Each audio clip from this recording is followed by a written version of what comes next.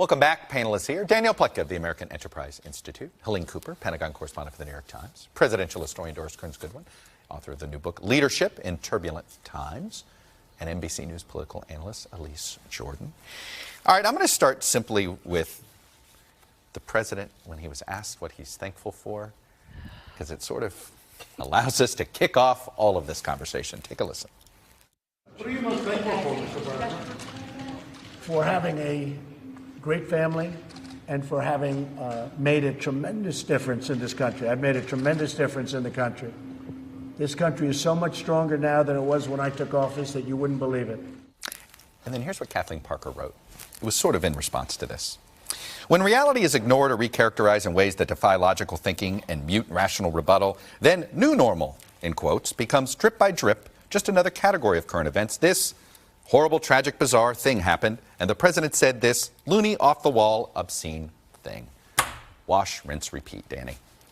The first thing I thought when I saw him say that, we were all talking about turkey before, is, you know, everybody at Thanksgiving is thankful for turkey, and I guess President Trump is thankful for a turkey as well. And I did not think of that beforehand. Look, this tells us everything that we already know about Donald Trump, which is that his entire point of reference, everything that he thinks about is about himself.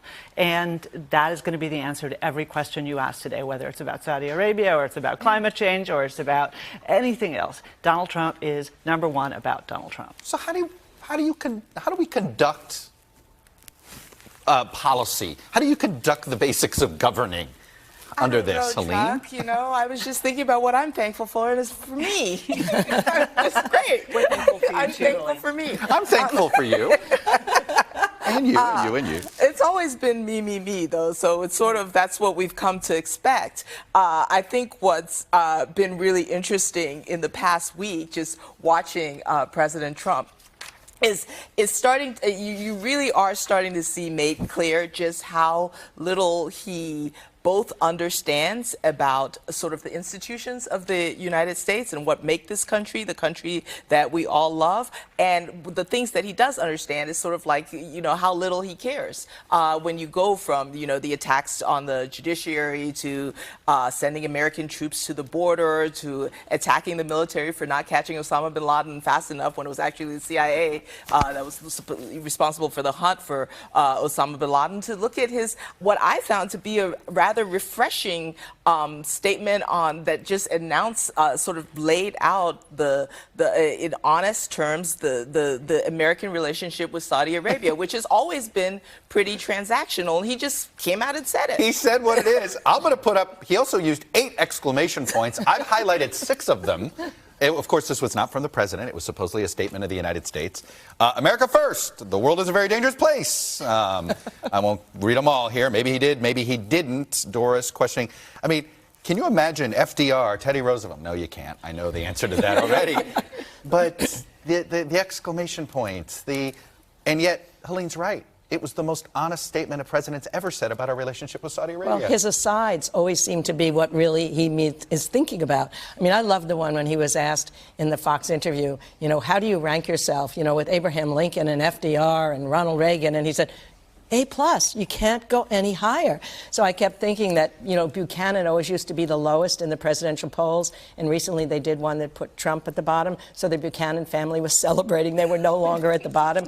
But the thing that worries me is that the attacks on these institutions, you're really attacking the rule of law and the checks and balances. And the worry is, do the people themselves understand how troubling this is? We're in a riptide that could really roll us over. I mean, I saw a recent study in the New York Times where they said 1 out of 3 people couldn't even name a branch of the government, that 1 out of 10 people thought Judge Judy was on the Supreme Court. I mean, it's funny, but it's not funny. Where is that civics that when I was an old girl, a young little girl, we studied? I think I want to go back to middle school now and start teaching middle school kids and teaching them how to go active into city council, how to go out to the state legislature, learn what the system is about so we know how dangerous the cumulative attack on every institution is for our country. Elise. We're seeing this transactional foreign policy play out in such a devastating way through the destruction of institutions, by denigrating the rule of law and justice as a great American import, as part and parcel of our foreign policy. And during the 26th campaign, I do think that Donald Trump, his message of a different, less interventionist, more common sense foreign policy resonated with the American public. He was very outspoken about Saudi Arabia and their role in funneling terrorism around the world. Where is that Donald Trump today? He is back in transactional, purely for Donald Trump mode. And that's why it's key what Representative just said about looking into Donald Trump's personal ties with Saudi Arabia. Well, you just teed up something. Here's Thomas Friedman, Danny. Here's what he writes. I really wrestle with this question. What is the worst thing about President Trump's approach to foreign policy? Is it that he is utterly amoral, or that he is such a chump? Because the combination is terrible. He sells out American values awful enough, but then gets nothing of value in return. A little harsh? Well, it's Tom Friedman, so let's take it. Where it's coming from is important. I don't think that calling the president a chump is helpful analysis, and I don't think that calling him immoral, although it may be cathartic, is especially helpful either. Our relationship with Saudi Arabia has always been transactional.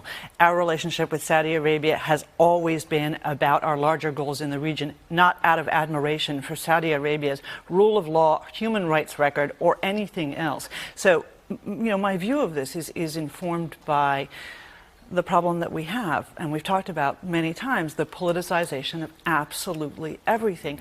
Look, if people cared as much about Jamal Khashoggi as they did about 500,000 people in Syria, as they cared about all the 85,000 kids in Yemen, about the thousands of children in Yemen, about what is happening, about the murder, frankly, clearly, by the way, ordered by Vladimir Putin of dissidents in the UK. If everybody cared about those the same way, I would credit the objections to his statements on Saudi Arabia a lot more. But he was elected to upend the status quo when it came to foreign policy, and that's not what he's doing. He's instead reinforcing the very worst elements of a policy that, quite frankly, just isn't working, when I would argue that Saudi Arabia has done more to further terror than Iran, and that's a debate we can have. But you look at what he's doing, it is not what he was elected and his supporters wanted when they took Donald Trump to office. That's not quite factual, I'm afraid. I'm afraid Iran actually is the larger supporter of terrorism than Saudi Arabia. Saudi Arabia also, I hate being in the position of defending them, but Saudi Arabia has done more to turn itself around in terms of financial support for terrorism, in terms of support for individuals, in terms of private support for terrorism than almost any country. Iran remains the supporter of Hezbollah, probably the most powerful terrorist group in the country. Iran is responsible for what's happening in Syria. Iran is responsible for the Houthis. Iran is responsible for what's happening in Bahrain. Don't forget who Iran is. Saudi 9/11. Yes, I think that we all remember 9/11, but thank you, Elise. All right, I will pause the conversation there. Hey, NBC News fans, thanks for checking out our YouTube channel. Subscribe by clicking on that button down here, and then click on any of the videos over here to watch the latest interviews, show highlights, and digital exclusives. Thanks for watching.